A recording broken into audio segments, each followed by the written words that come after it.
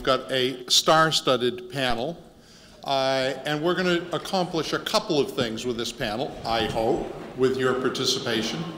One is, between George and myself and the others who were in the executive roundtables that we held over the last 2 days, we'll be trying to hit on some of the high points. Some of the people on the panel were in those rooms. They can argue with us.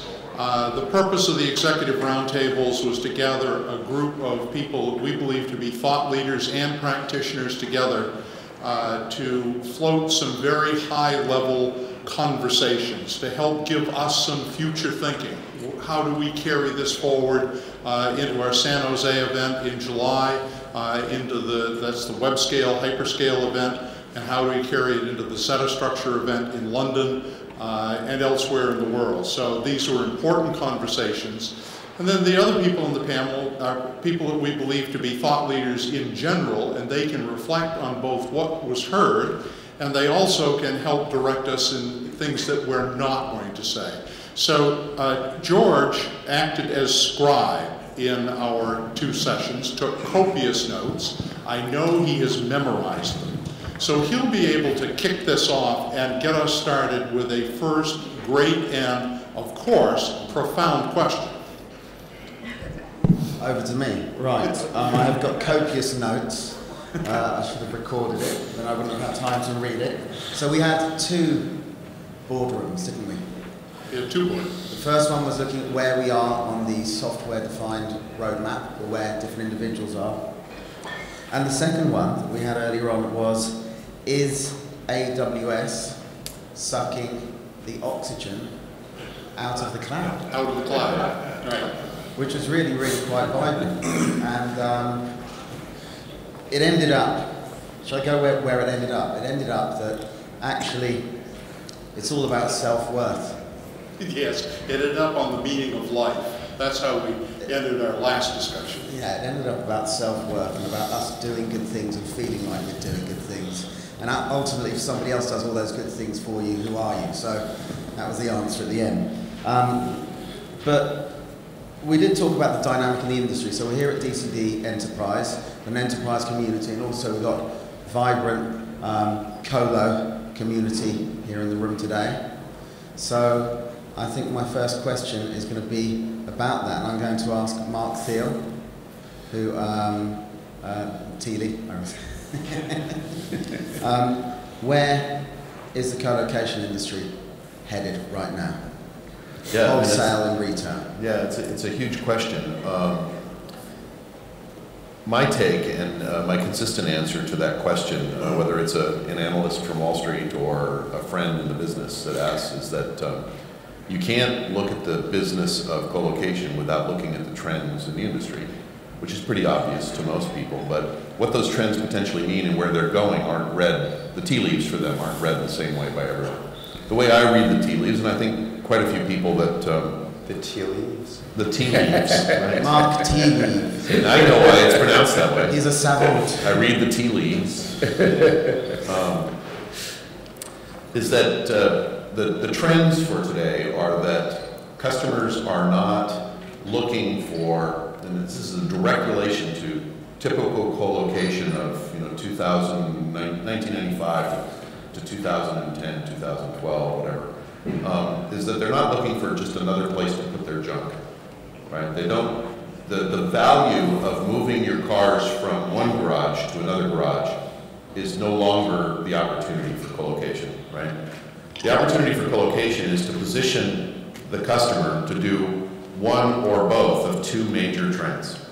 One is to figure out how to grandfather their way out of owning hardware and thereby leave the ownership of the facility to someone else, so that when they run out of the need for hardware, they don't have to worry about what to do with the data center they don't need anymore.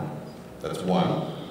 The other one is to move their stuff to a position and a place where they can leverage other value-added capabilities that they can't leverage in their own facilities. So if you think about a typical private data center in an office building somewhere in Silicon Valley or in Fremont, California, or in Oklahoma or Kansas City, is that you've got 2 or 3 network providers that might be on the street that connect to that data center. So already you're at a disadvantage as compared to being in a prime co-location facility somewhere and or in a cloud facility or both. So you've got that minimum deficit already. The next one is, how many people in here actually talk to an IT leader on a regular basis or are an IT leader today? Okay, so that's one disadvantage. So those of you who don't raise your hands, you need to fix that problem. So the other piece is that the IT leaders, if you talk to them today, if you get them to be honest with you over that second or third glass of wine, most of them will tell you they don't know what their IT needs are actually going to be 18 months from now. So what do you do if you don't know what your needs are? What do you do if you're going to go buy a car and you don't know what your needs are, but you think you might have kids, you think you might get married, whatever it is? Then you buy a vehicle that potentially supports that need, right? It might mean you're positioning yourself with more spend than you need up front, but you position yourself to be able to be capable for that need because it's a lot better than buying the Corvette and having to sell it a year later because now you need a minivan. So the benefit of moving into an environment that offers you those opportunities is that in most cases, the reality is you don't pay any extra for it. You begin paying for it when you begin using that ecosystem of new suppliers and capabilities. Whether it's because there's a big data as a service provider there, or whether it's because there's an infrastructure as a service opportunity there, maybe there's 5 or 6 or 10 of those infrastructure as a service opportunities. Maybe there are infrastructure as service opportunities that are designed for some of your primary client types. Like maybe you have a lot of gaming clients that like using your facilities, whatever it is. But the bottom line is, as a private data center, you can't call AWS and Google and Dell and Microsoft and say, hey guys, I might use your cloud next year and I might use some managed services from some other companies. I want you guys all to come in and build some cloud and build some office space, and I might use it. And when I do use it, for however long I'll use it, I'll pay you for it. They're not going to do that. I mean, if you've got 10 million square feet of data center space and the associated load, maybe they'll do it, but they're not going to do it for the average enterprise data center. So that's where the right kind of colo is actually a differentiation from just more space under someone else's management. So that's the colo bit there. Right. Looking around. Oh. Yeah, can I? There's not much to add to what Mark said, but I've been trying to understand this crazy business for a while, and I still have no idea how this works. But if you look at what's happening with the colo business, is first of all, this is where the business is going. It's clear that over 60% of total IT assets are sitting in hyperscale internet, cloud, and colocation facilities. So it's all migrating very rapidly from enterprise. That's where the future is. In the same time, the colo business is continuing to grow very nicely, while the enterprise is shrinking. On the other hand, companies have a very difficult time differentiating themselves. It used to be the playing field was much clearer a few years back. You had wholesale, you had retail, and you had a very clear demarcation of the boundary between the two of them. The boundary is disappearing. You have this very fluid difference now between wholesale and colocation. Companies in this effort of differentiating themselves are infringing on others' territory. I mean, you look at DRT, who now is becoming a competitor of their biggest client after acquiring Telex. In the same time, you have these telecoms, the AT&T, Verizon, CenturyLink, that are trying to get rid of their data centers. That would create also a very interesting dynamic in this whole space. You have aggressive M&Es here. The acquisition of Telecity by Equinix is also a very interesting development there. It's a very dynamic. It's a very dynamic environment. I think the colocation space is going to look very different 3 years from now. Bruce, do you want to interject now? Going over the outsourced industry. Sorry, I was coughing a little bit. Do you want to guide in and ask Joe a question? I couldn't hear you. Do you want to ask Joe a question? I think we want to ask. Oh, sure, I'd be happy to try and so I think that the decision criteria and/or possible trends are very nuanced, and at a high level, the first question you have to ask is, what does the ultimate IT infrastructure look like 5 or 10 years from now? And there is an argument that I don't subscribe to, but that has gotten a lot of traction, that Thomas J. Watson was right. There will be 5 computers only in the world: the Google computer, the AWS computer, the Microsoft computer, and so forth. And I don't believe that that's the case. So a few years ago, as cloud really started to hit an inflection point in the colo industry, and a lot of the analysts were saying, well, doesn't cloud mean the end of colo? Because if your model of a industry end state is that all IT moves to the cloud, then that is potentially the end for colo, except maybe for the colo providers that are servicing cloud service providers. But I believe in a much more complicated hybrid multi-cloud future that includes a variety of cloud providers of all shapes and sizes, and enterprise data centers, and enterprises that want to own equipment and run it and control it, but don't want to deal with the hassles of siting, and so they will leverage a co-location facility. Now that said, the your mess for less argument is, okay, right? We can, provide you 10% off, the cost per square foot. So that's nice, but what is much more intriguing, as you pointed out, Mark, is the opportunity for value-added services. And that's where it gets really interesting. So there's a first set of services, that key distinction between cloud providers that are currently pursuing more consolidated hyperscale facilities. The problem is that they're very often far from customers.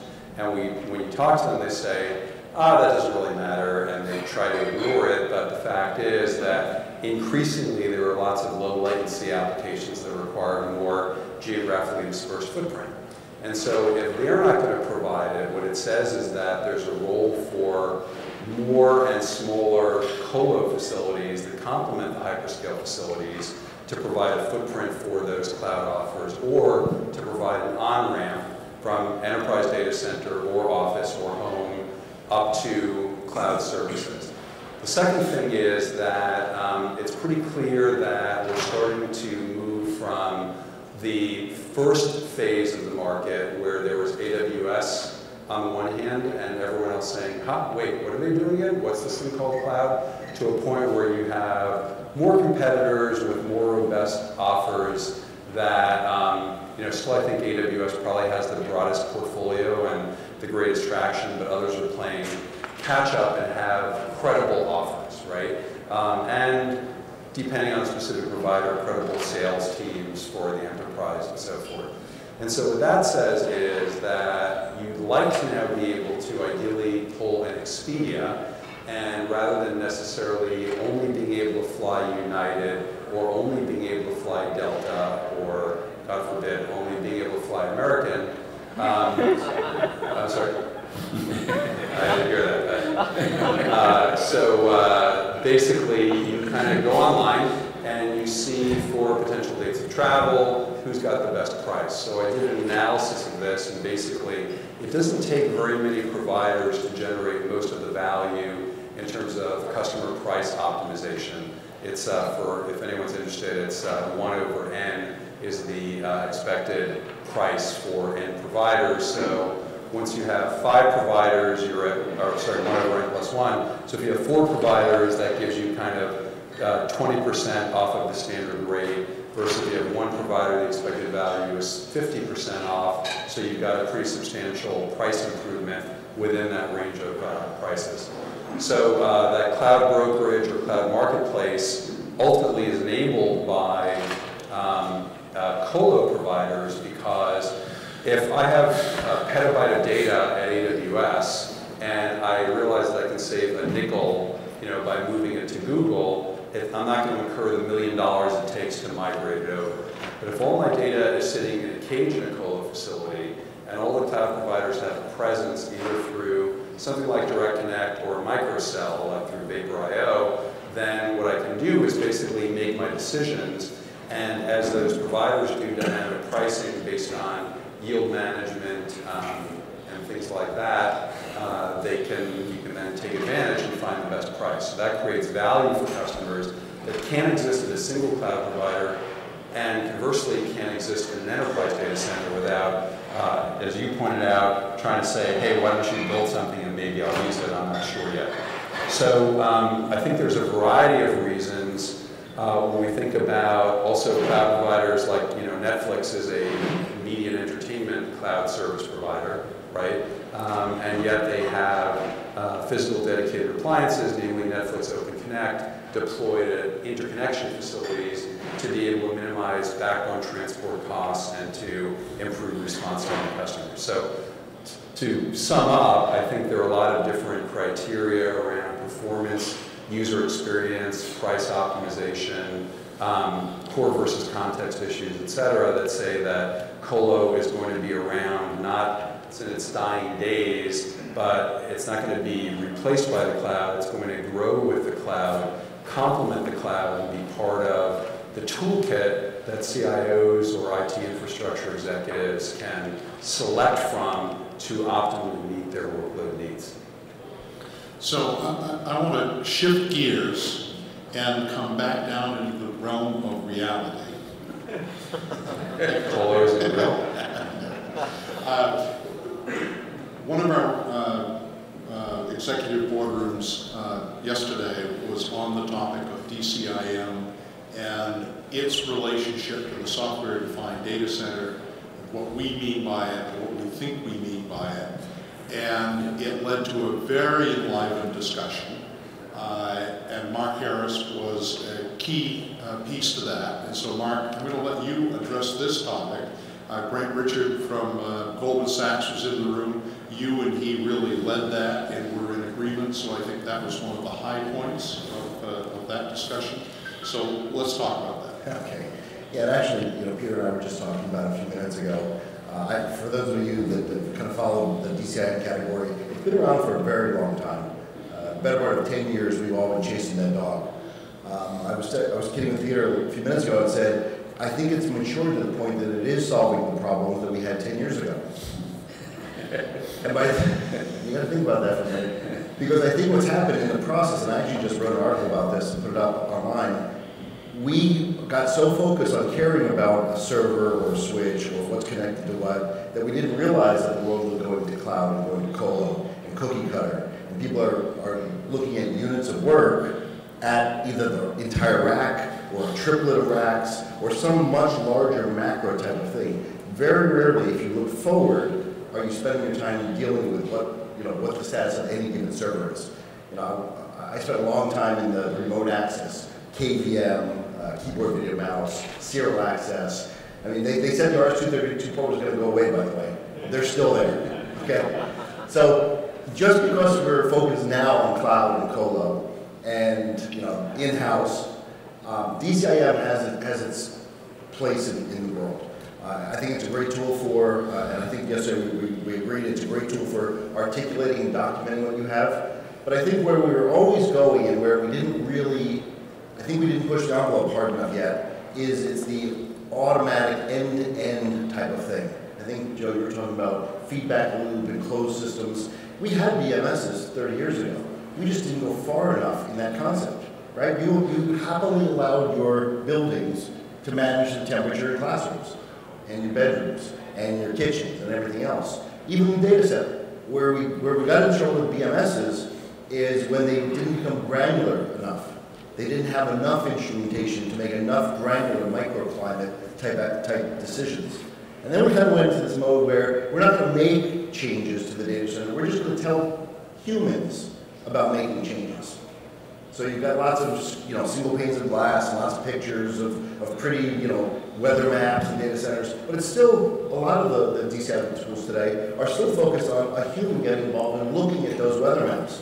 The reality is where we're going is that the system itself will look at those weather maps. The system with and I use the term IoT, and I don't mean it gratuitously, but the same data scientists that are kind of coming out of college now or cutting their teeth on IoT, where you're interpreting millions of points of data and then trying to come up with business policy rules to make change, that's the same type of science that's going to be used against data centers because you're going to have access to so much more instrumentation. You know, every server, every switch, every crack unit, every fan, everything is instrumented now.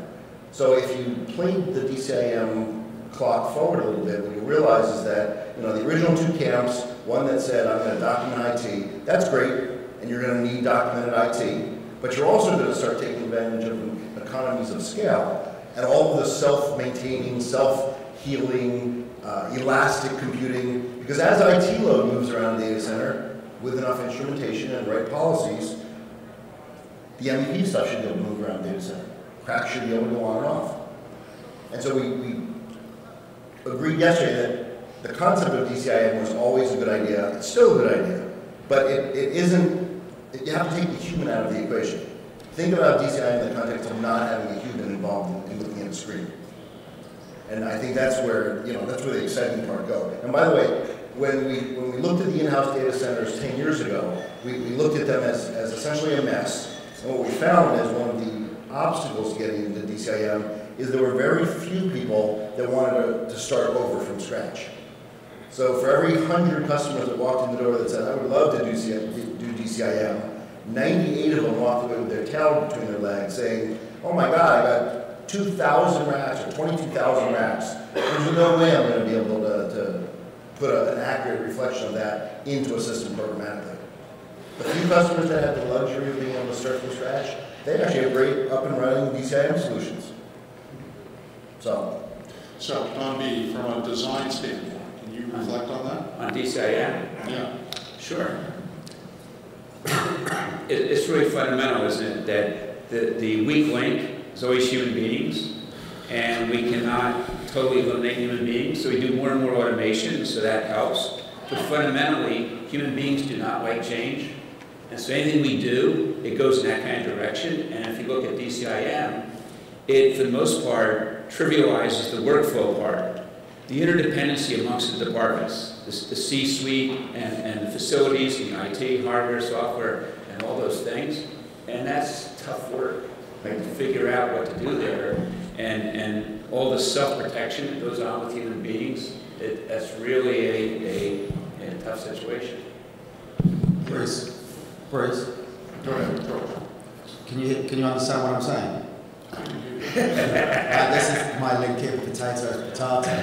You know, we're talking about DCIM, and lots of people switch off, right?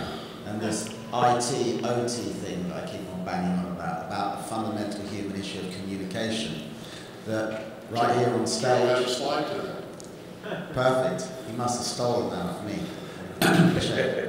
But noticing it everywhere now, this clash of lexicon, a dictionary. One person's talking about an architect and they're thinking about a pencil drawing a piece of paper, and the other person's thinking something else. And we talk about it as the borderlands, where we meet. And Don, you spoke a while ago. I think it was with Cole Crawford. Yes. You said, you're a software guy, what do you know about this? You were joking. Yes. But it was very interesting, right? Yes. And today we see all these technologies.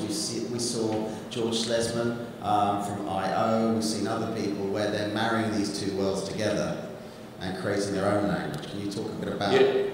And George, as relates to that, and really we've talked about the language barrier.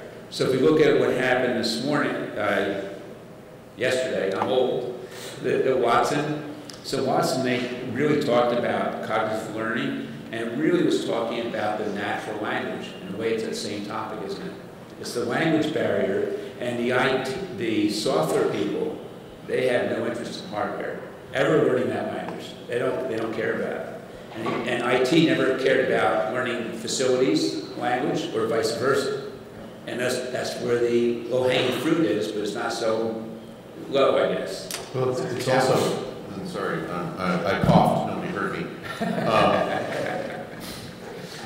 If you think about, so this is actually something that Don and I were talking about earlier.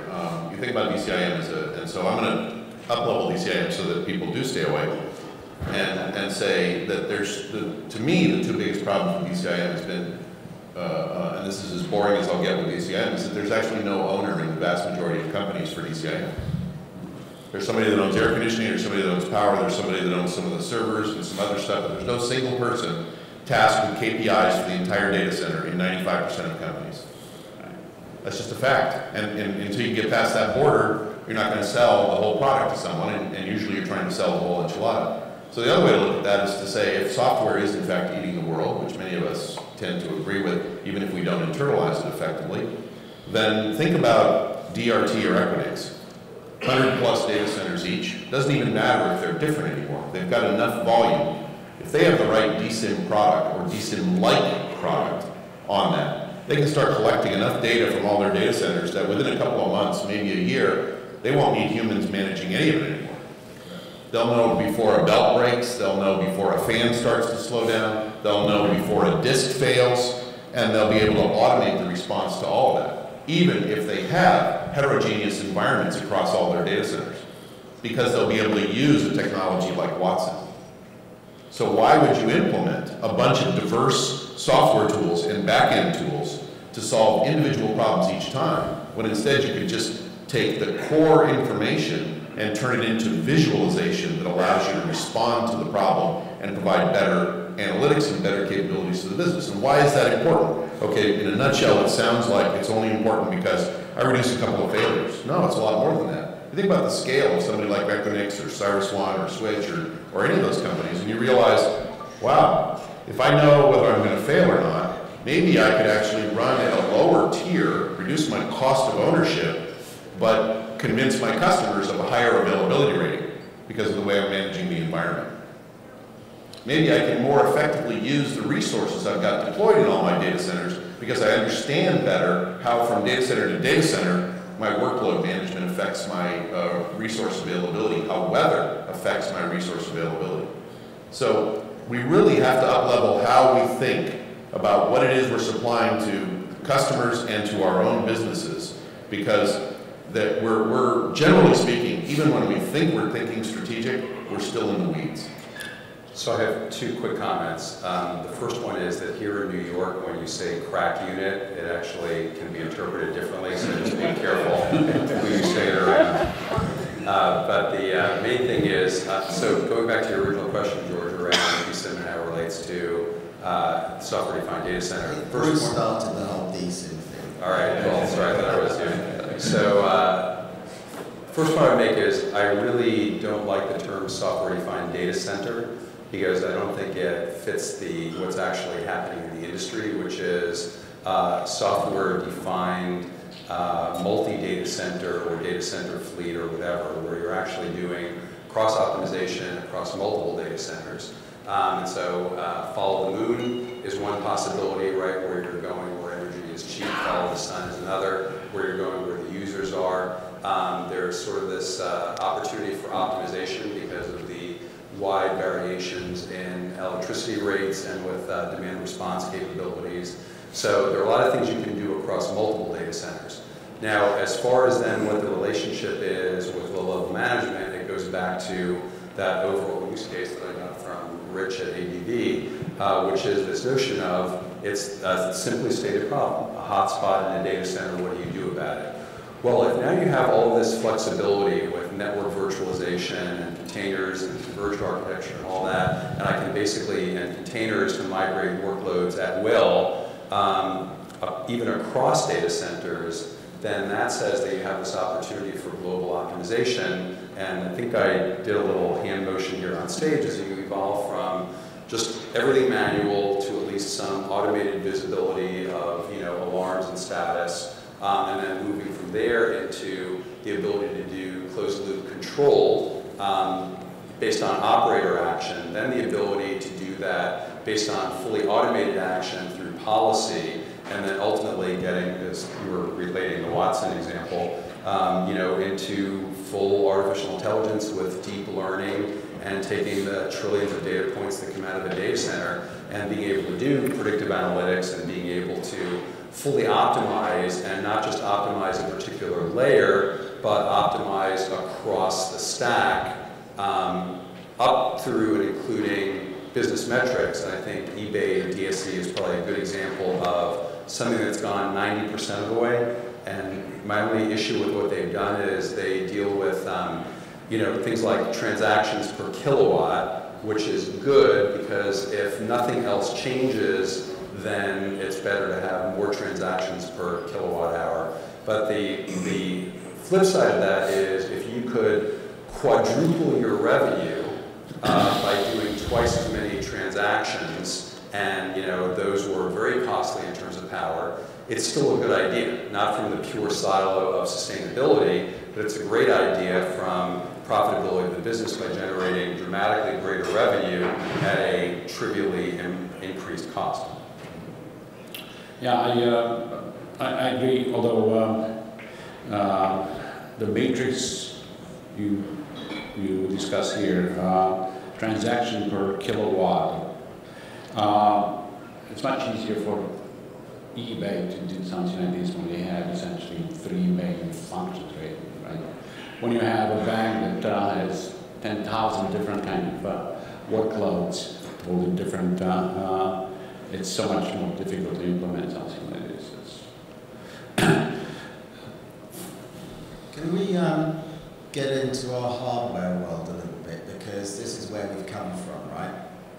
We've been talking about open compute, and there wasn't a lot going on in your conference program about that, but it seemed to have infiltrated upstairs. I saw the rack that AFCO had built for Bloomberg up there. I know Rittal, Schneider are all involved now in this. Don. So what's the question? I want to go into now, delve into the hardware about what our feelings are on this open hardware revolution that we're seeing. Is it a revolution or isn't it, Don? I'm not sure it's a revolution if you think about it more in simplistic terms. Form factor. Looking in our lives how the form factors changed. There was a tower, right? And then there was a one-use server, and there was blades. And now with the open compute, that's a totally different form factor. And that really makes to where it causes people to hesitate to go ahead and to invest or build a data center or whatever, because they don't know when it will be a stranded asset. And that's why in some cases people are starting to think more in terms of not just in time, late but recoverable. So late binding as late as you possibly can, to where it's not a huge cost penalty, but by same token, you are more closely future-proofing. And with Moore's Law, the way we don't have any new processors to switch out on that, we've got this other problem of the life cycle on hardware maybe getting longer.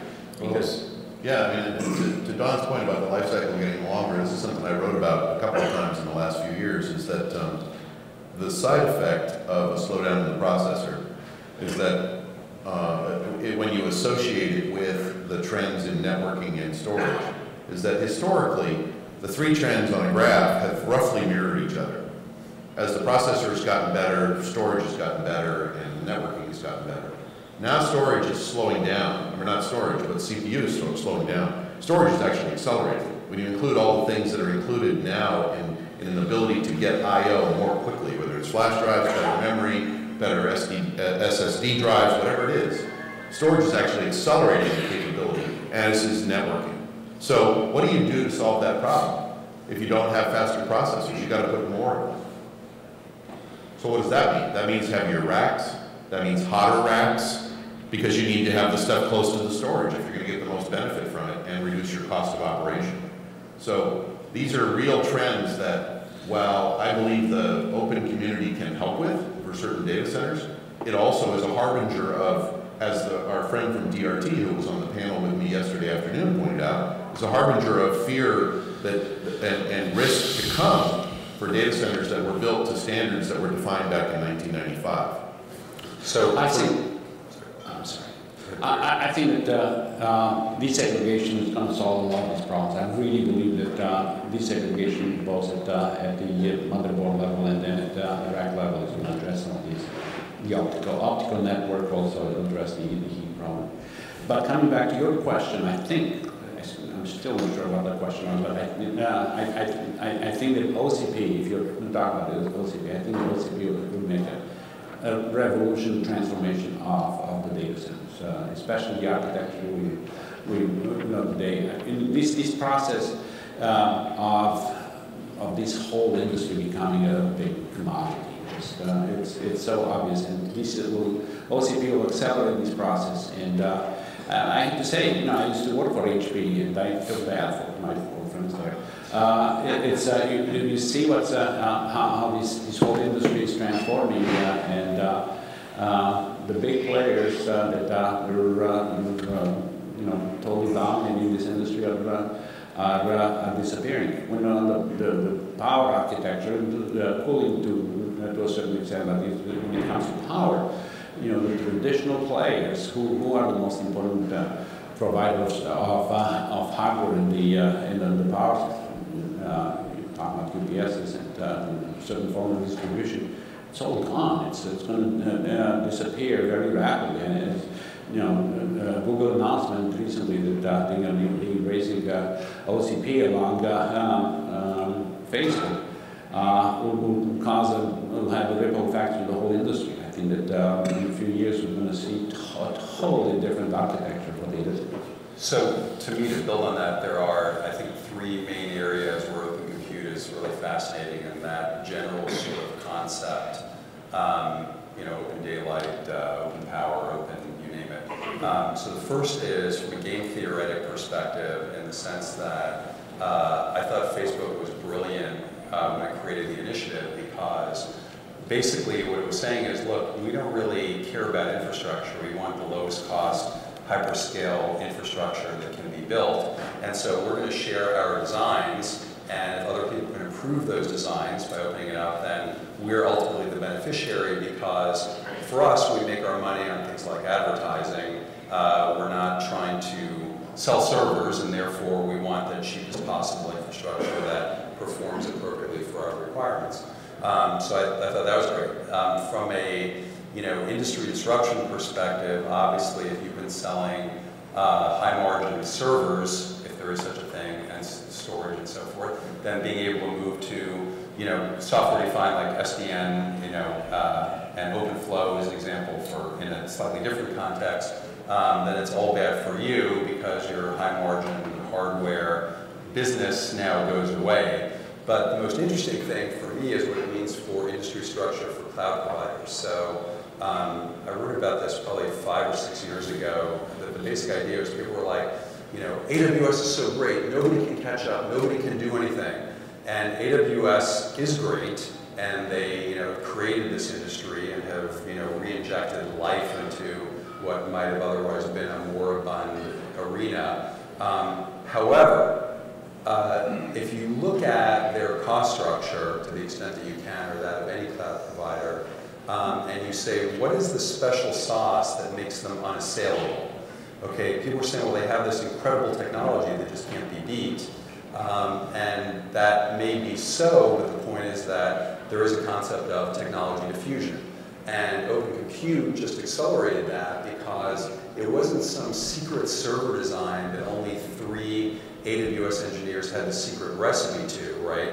Now it means that anybody can replicate that, and whether or not they want to actually get a soldering iron and build their own servers to best practice designs, or just buy it from the new generation that are building them, then it really means that anybody can leverage best practice server designs. And the reason that's important is it's back to this argument around, first of all, there are many different ways in which clouds add value, including geographic dispersion for user experience, including being able, elasticity support, uncertain demands, pay per use to optimize costs in the presence of variable demand, and so forth. But one of the theories is also that economies of scale drive cost benefits among cloud providers. But then when you look at what the potential drivers are, and you look at things one by one, certainly versus a small business there are advantages, but against, say, a sharp, well-financed company like Morgan Stanley, say, that has the wherewithal to do whatever the heck they want to, the point is that it also goes against this cloud will eat everything. What it says is cloud is going to continue to do great, but so will enterprise data centers or enterprise dedicated owned resources deployed in colo facilities because Kentucky Fried Chicken no longer has the secret recipe locked away, right? Anyone can bake it in their home kitchen if they want to, thanks to the availability. So the key thing in my mind, and it's just my point of view, is what it means to ultimate industry evolution and structure. The other advantage of Amazon is what I think what Jeff Bezos says. Your margins are my competitive advantage. Your margins are my opportunity. Right. Yeah, it's difficult to compete with a company that doesn't care much about profits. Well, it's hard if you're a cloud provider, but they still do care about profits. Or if you were a well-run IT shop for the portion of your workloads that are stable demand, there's no reason why you should be able to not only replicate but beat their cost structure. Yeah, and not just by a percentage point. There's a great quote from Evernote a few months ago, their head of engineering, that said, I have never been in AWS, I'm never going to move because I've done the estimates and it would cost me 4 times as much. And part of the reason for that is the fact that it's an intermediary that's profit-seeking. Part of it is that everyone likes to talk about sort of standard hyperscale infrastructure, and it's wonderful for many things, but there's lots of times where if you can tune a physical environment to your exact application requirements, you gain cost savings because you're not throwing away unused resources that are the weak link in the chain. Well, that's why there are 4 companies. Gentlemen, we do have to wrap up. Sorry to interrupt. But we are going to wrap it. Well, not entirely wrap up. We've got a few minutes. Why Bruce went? He wasn't bored with what you were saying, Joe. He wanted to keep the bar open. That's right. The bar had to stay open. That is a noble goal. It is. There actually was. After a day, I wasn't being abjectly rude. everyone did wonder where you went. Everyone had to know. They thought I was getting another glass of wine. Are you going to do Q&A? So, yeah, kind of like Q&A, and also an opportunity just to make some statements about some learnings you've had, or ask the audience a question. And let's see how the Q&A evolves as people drink more. We did this in London. It was really weird. We had a Q&A at the end, and we asked people what they felt. And there was this overwhelming sense of fear in the audience. And people said, from what I've heard today and yesterday, I'm really worried. I'm really worried about my job and my company. And I don't get that sense here. I just haven't got that feeling today. I've got a feeling today of people really interested in new things and listening to things. So that's something we have to look into. But anyway, who wants to say something or ask a question? Starting here on the right. So my question is not so much technical as at the end of the day, we're all humans making decisions. What are these complex decisions doing to kind of the thought process and the training and kind of the education that's going to be required, kind of the next generation of the workforce, or even training up existing workforce to kind of be able to, look at these things and make the right decisions and guide not only organizations that are kind of more, traditional like a bank, but also kind of, new web startups and things like that. I think there's a huge issue with, sort of the director. I was going to say briefly, there's a huge issue, right? Because the best and the brightest are going to leading Silicon Valley firms, right? Like, today, college graduates want to go work for Google or Facebook or maybe Microsoft.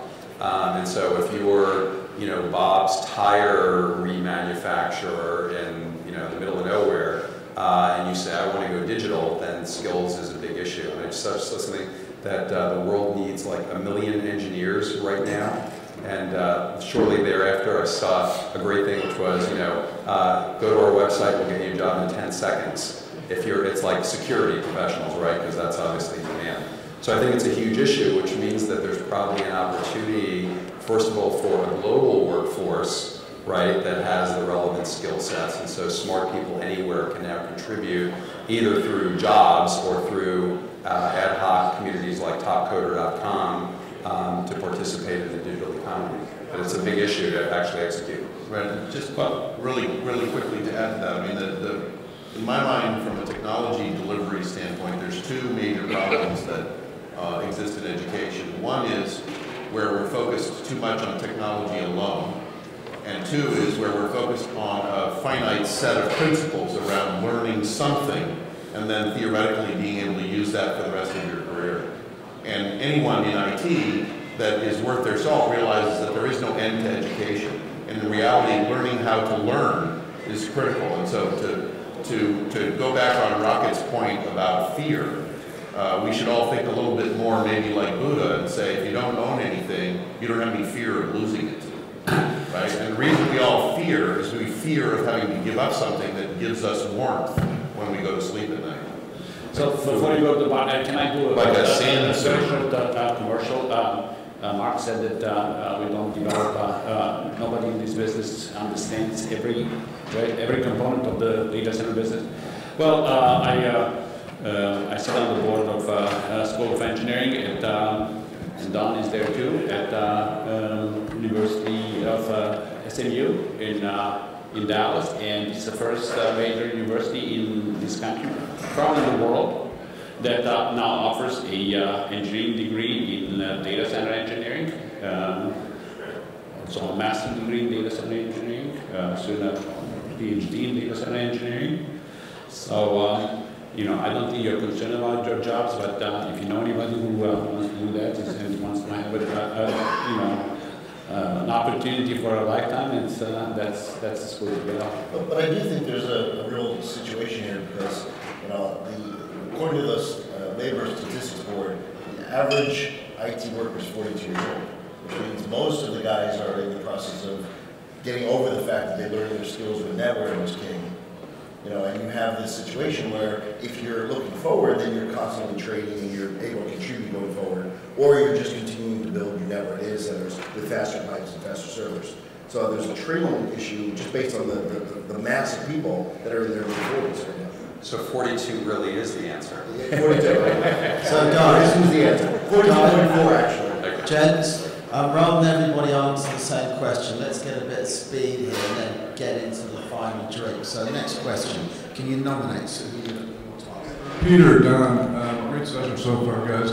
Off-grid power solutions, so nanogrid or microgrid for the data center. Do you see any more take-up in that, whether it be corporate governance or economics, to see more of that getting off-grid or no?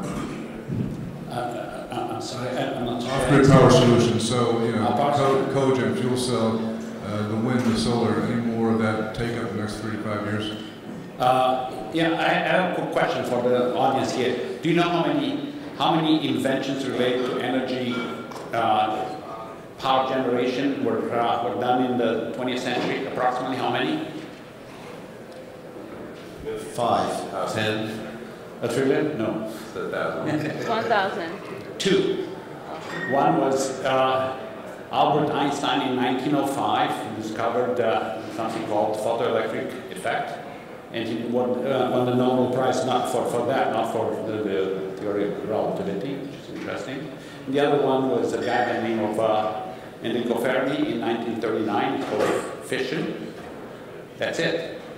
So when it comes to data center and power, you know,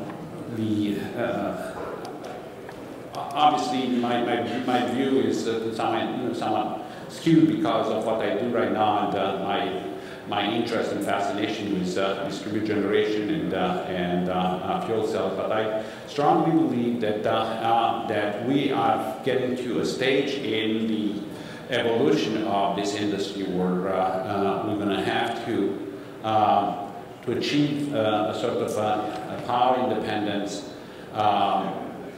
whether it's fuel cells or some other solution that will totally change the entire architecture that we are accustomed for so many years. And it's driven by reliability expectations, driven by cost, probably more than anything else, and also equally significant is this continuous drive to reduce the carbon footprint. So these 3 drivers, which are primarily the most important thing that define the expectations of a data center operation: cost, reliability, and energy efficiency. I think that to convert these 3 priorities is the simple ways to generate electricity on the site. So I think the answer is yes. Nuclear from the data center. You should have answered for me. In the back. One last question in the back. Please get up and get a drink if you would like to have it. For decades, we've rated power and cooling on a series of nines, relative to stability. In today's classified change, what would you rate the DCIS system for most standard equipment operating systems relative to critical points of failure? That was a DCIM question. Yeah. Did you hear that question? How to quantify DCIM in terms of reliability?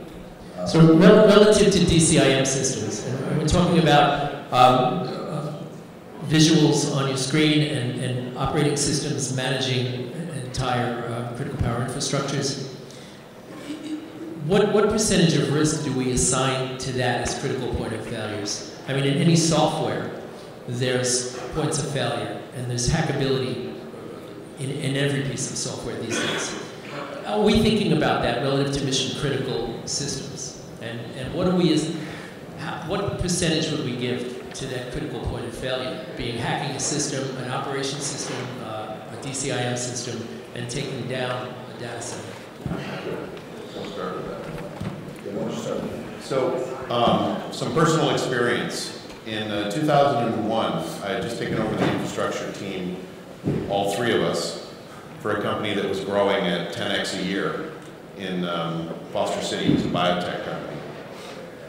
And I started doing some better monitoring and reporting in order to be at least more quickly reactive to problems, if not proactive to problems. And the engineers built it so that it would report through the Exchange server. Small problem. What happens when the Exchange server is the one that's down? What reports, right? Now that's just a small issue that delays your responsiveness to a specific problem and or other problems, which may or may not be critical. But the risk of, for instance, one of the first things I did at Switch, even though we have an incredibly good, I used to work there, the company I used to work for, Switch, had an incredibly good security team, both from an IT perspective and from a physical perspective. First thing I did when I saw the Google search capability for finding IP addresses on the web was I called and asked Joe, and I called and asked Brian Bowles. I said, what are we doing to ensure that we don't have other companies' systems with open IP addresses on the network? Luckily, they had already taken care of that. But those are the kinds of things that are minimum requirements. And it's not because, so somebody looks at my air conditioning unit. No, but what if somebody figures out how to shut them off or overload all of them or some combination of those things, right? So when I look at DR, which has been my responsibility in IT in the past, apparently there's a storm next door. When I look at DR, what you have to do is not necessarily look at the criticality of any one system by itself, like the file server that you and your admin use on a daily basis, but the criticality of the file server and the phone and the fax machine and the network to your office not being up. Any one of those systems may not seem critical to the company, but when all of them are unavailable because of some event or because of some security threat, now it's a critical issue because nothing else you do matters. If you can't contact your customers, if you can't control how your systems are running, it doesn't matter. Okay, gentlemen, we do have to wrap up. This is it. Thank you very much for your time and energy and generosity of spirit.